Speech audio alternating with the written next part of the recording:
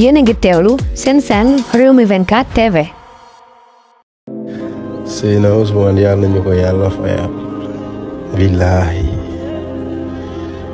gaay dara daaxul jataayu patriote ngay gis ay paa ay meer góor jigéen mais ku ci gis sa morom rek da ngay mel ni ku ko xam ay at te wallaahi projet rek moo leen boole bëggante